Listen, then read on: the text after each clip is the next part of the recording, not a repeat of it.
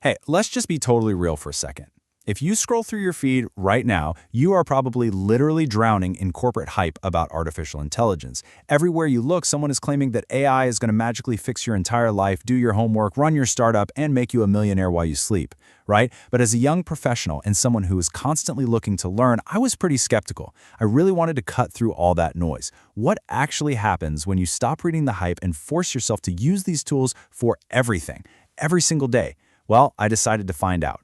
I committed to a strict 30-day experiment to see exactly how AI impacts daily life. We're talking the good, the bad, and the hilariously weird. Think of this explainer as my personal first-hand retrospective of the entire month. I am leaving the corporate jargon at the door. We are going to focus purely on the relatable realities of integrating neural networks into a totally normal workflow. So if you're a student trying to manage your coursework, or a young professional trying to stand out in your first real job, this is absolutely for you. We aren't going to talk about vague theoretical claims here. We are looking at real-world use cases, tangible results, and honest reflections on what it actually feels like to have a machine as your daily co-pilot. Okay, let's dive into this. Here is our roadmap for the 30 days. Week 1 is all about first impressions. Week 2 covers productivity wins. Week 3 dives into unexpected challenges. And Week 4 gives you the final results. Let's start right off with Week 1. Week 1, First Impressions, Setup, and Reality Check. Now, what's really interesting about this timeline is how it completely reveals a massive emotional roller coaster. We start at setup, hit our first impressions by day 7, soar to a productivity peak right around day 14, completely crash during what I call the ordeal near day 21, and finally reach our verdict at day 30. It is definitely not a straight line up. Learning to use AI is absolutely a curve, and let me tell you, week 1 was firmly at the bottom of that curve. Let's break down that literal setup process. Step 1 was making the golden rule. I had to use AI for at least one major task every single day. Step 2 was selecting the tools and actually figuring out the pricing tiers. For text, I started with the free version, ChatGPT 3.5. It's great for basic brainstorming, but honestly terrible for deep logic. So, as a young professional needing academic-level research, I had to upgrade to the $20 a month ChatGPT Plus to unlock GPT-4. For presentation visuals, I added the $10 Midjourney basic tier, which is pretty much essential because the free options just do not cut it for professional graphics. And step 3 was tracking output. I was literally logging my hours to see if these tools were actually saving me time or just totally distracting me. The reality of setup versus the corporate hype. You know, the commercials make it look like you just click a button and boom, your work is done. The reality? There is immense friction in week 1. Onboarding new workflows is not instant. Learning how to write a good prompt, which is basically just figuring out how to give the AI proper instructions, takes real practice. I actually spent more time arguing with the AI to format a simple client email than it would have taken to just type the thing myself. It was incredibly frustrating. Moving into Week 2, Productivity Wins. The honeymoon phase. So the crucial point is, once I finally had my prompt formulas dialed in, the speed was just incredible. Summarizing a really dense 40-page academic PDF went from a brutal 2-hour reading slog to a 5-minute conversation with the AI tool Claude. Drafting routine emails to clients? 10 seconds. Organizing rough, messy meeting notes into actionable bullet points? Totally instant. For a student or a junior employee, getting those precious hours back every single week is literally an absolute game changer. And that amazing momentum carried right over into money saved. Efficiency translates directly into value. Instead of paying for a whole bunch of disjointed software subscriptions to fix grammar, handle basic translations, or generate ideas, which really drains a student budget, my one core AI subscription handled almost all the heavy lifting.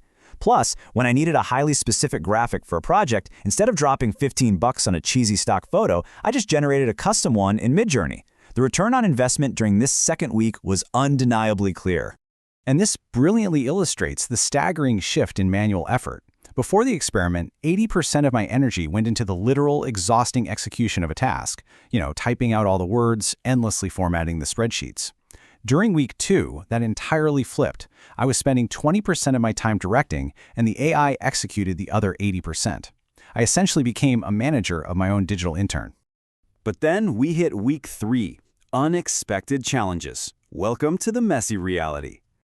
Okay, here are the specific downsides I ran into during this ordeal phase. First, over-reliance. I got super lazy and just stopped proofreading. Which leads directly to the third point, confidently incorrect outputs, otherwise known as hallucinations. I absolutely have to share a story here. I was using AI to help outline a historical case study for a big project. The AI generated this beautifully written, highly detailed paragraph about a 19th century trade war involving heavily armed kangaroos. Yes, you heard me right, kangaroos with weapons. It even included completely fake academic citations to back it up. It looked incredibly professional right up until I actually read the words. If I had just copy-pasted that into a final presentation, I would have been the laughingstock of the room. No way! And that leads to a deeply frustrating phenomenon I call the AI bottleneck. It happens when managing the AI actually takes more time than doing the task yourself. I hit a point in week 3 where I was trying to force the AI to write a highly nuanced, emotionally intelligent response to a complex situation. After an hour of tweaking prompts and constantly correcting its weird, robotic tone, I realized I could have just written the whole thing myself in 15 minutes. AI is not a magic wand. It has severe limitations when it comes to human nuance. Let's move to and see how this builds into week 4. Final results. The objective verdict. So what worked consistently? Summarizing data, generating code snippets, and completely overcoming blank page syndrome worked beautifully. But what didn't work? Final draft copywriting, nuanced emotional communication, and deep factual accuracy without strict supervision. Now, this brings me to a really common FAQ. Probably the most frequently asked question I get from students and young pros is AI going to take my job or make my degree totally useless? The honest answer based on this entire month: no. AI isn't going to replace you, but someone who knows how to use AI efficiently absolutely might.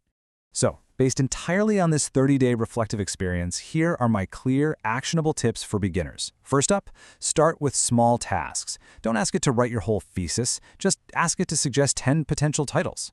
Second, always double-check your outputs. Remember the armed kangaroos. Third, definitely track your own time and money saved to see if those paid subscriptions are genuinely worth your cash. And finally, don't force AI where it doesn't fit. If it's taking way too long to prompt, just do it yourself. We've cut through the corporate hype, we've looked at the genuine real-world wins, and we have definitely laughed at the bizarre mistakes. You now know what these tools can actually do. So how will you integrate these honest lessons into your own daily routine? Seriously, don't let the technology intimidate you, but definitely don't blindly trust it either. Start your own mini-experiment tomorrow and see how it reshapes the way you work. Are you ready to hire your first digital intern?